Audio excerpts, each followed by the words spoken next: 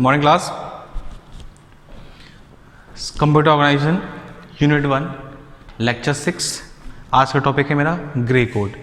देखिए, मैंने last lectures में मैं बताया था आपको नॉन वेटेजेस कोड पढ़ा रहा था।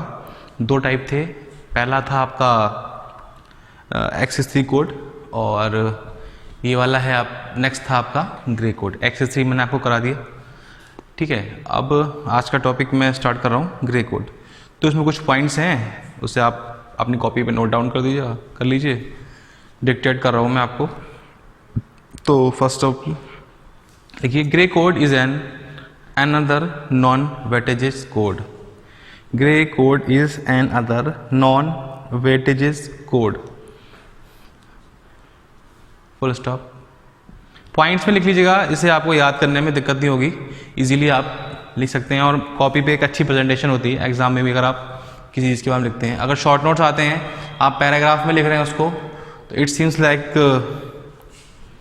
कहानी टाइप। ओके, पॉइंट्स में दे देते हैं तो एक एक स्टेप क्लियर हो जाता है और इसी अच्छा लगता है प्रेजेंटेशन टाइप में। अगर आप लिख रहे हैं कॉपी में, तो इस टाइप से डॉट्स में या स्टार बना के आप कॉपी में लिखते रहिए। पहला पॉइंट हो गया। नेक्स्ट है, it has a very special feature. It has a very special feature that only one bit will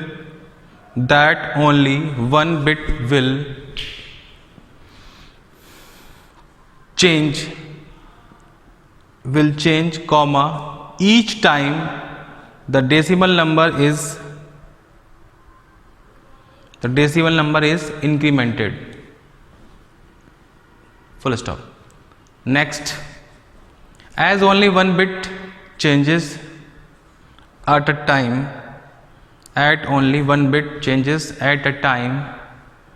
the gray code is called a unit distance code. At a time, the gray code is called a unit distance code, full stop. Next है, the gray code is a cyclic code. Grey code को cyclic code भी बोलते हैं, ठीक। And last point है इसका, the gray code also exhibit the reflective property, full stop.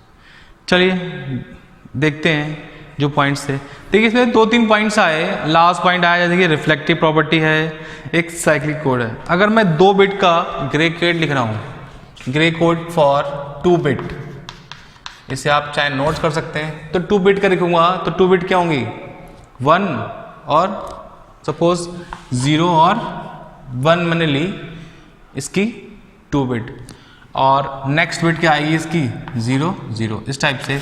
तो ये एक सपोज मैंने मिरर लगा दिया, मिरर मतलब शीशा लगा दिया।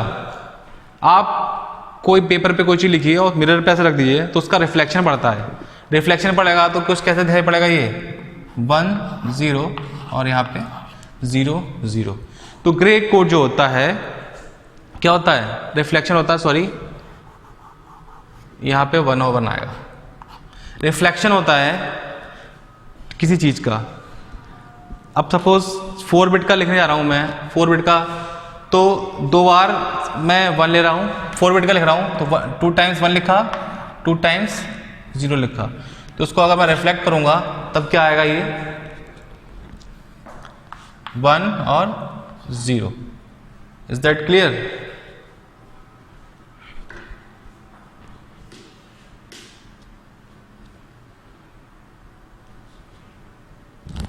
तो मैं कह सकता हूं, इसे कहा गया है, इसमें एक पॉइंट दिया ना, चौथा पॉइंट दिया हुआ, 4th पॉइंट लिखाया था मैंने आपको, एग्जिबिट द रिफ्लेक्शन प्रॉपर्टी, ठीक है। साइक्लिक कोड है, साइक्लिक कोड इसलिए कि 2 बार 1 आया, फिर 0 आया, फिर 1 आया, फिर 0 आया। तो ग्रे कोड को इस टाइप से लिखते हैं। तो आइए इसकी प्रॉपर्टीज लिख सकते हैं। क्या रिफ्लेक्टिव प्रॉपर्टी, क्या एक तरफ हम लेते हैं क्या डेसिमल, और एक तरफ ले लेते हैं हम ग्रे कोड। भाई यहाँ से स्टार्ट करते हैं, 0 से स्टार्ट कर लेते हैं इसको। क्या 0 1 2 3 4 5 6 और 7 बिट के लिए करते हैं। तो पहले क्या करें,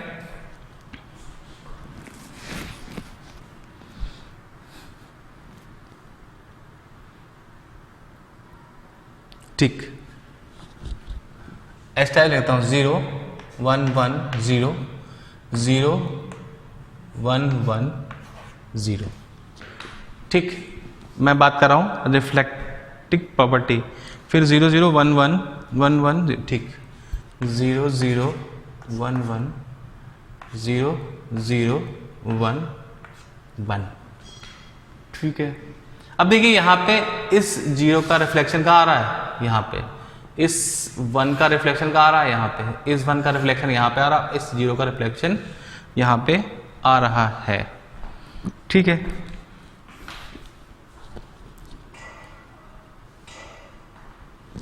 नेक्स्ट वाला लिखेंगे हम, तो हम 4 टाइम 0 लेंगे, 1 2 3 4 बार 0 लेंगे, तो फिर 4 बार 1 लेंगे। आगे लिखेंगे तो हम 7 टाइम्स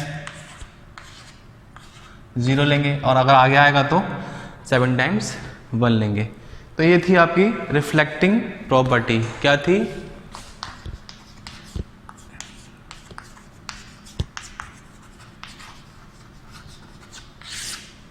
रिफ्लेक्टिंग प्रॉपर्टी किसकी, ग्रे कोड की। बात समझ में आ गई? मैं थोड़ा सा शॉर्ट में कर दिया इसको, एक बार ठीक कर देता हूँ थोड़ा सा।